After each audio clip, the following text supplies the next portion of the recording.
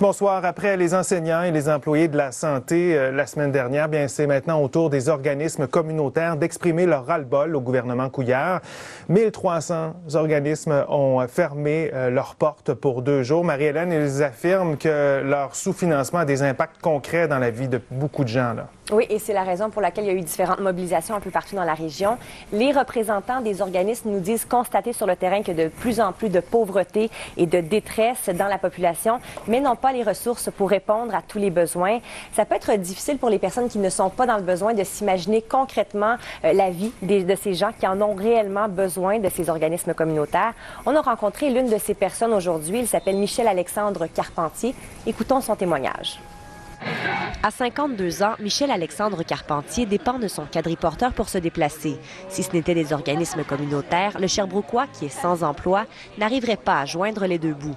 Je vois la chaudronnette tous les jours, puis si le gouvernement ne subventionnerait pas les organismes, il n'y aurait pas de chaudronnet. Mon loyer me coûte 75 % de mon revenu, à part de l'hydro puis du téléphone. Ça fait que je ne pourrais pas arriver de me faire une épicerie.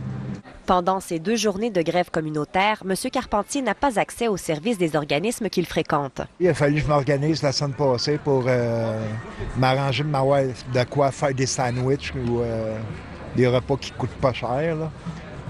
Autrement, si j'aurais pas eu un peu d'argent la semaine passée, j'aurais pas pu rien avoir pour ces 2 journées-là. Là.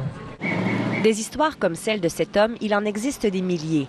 Mais faute de financement, les organismes affirment ne plus pouvoir répondre adéquatement aux besoins des plus démunis. Notre financement n'a pas été indexé depuis 2001.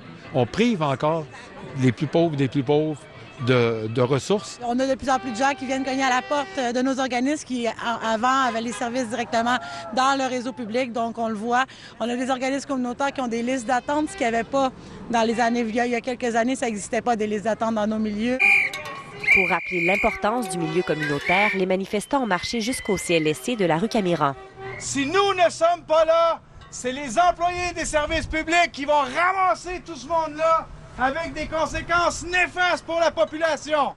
Michel-Alexandre Carpentier espère que les mobilisations qui se déroulent partout au Québec feront une différence, comme les organismes communautaires en font une dans sa vie. Sans les organismes, je serais vraiment mal pris, mettons. Ici Marie-Hélène Rousseau, Radio-Canada, Sherbrooke.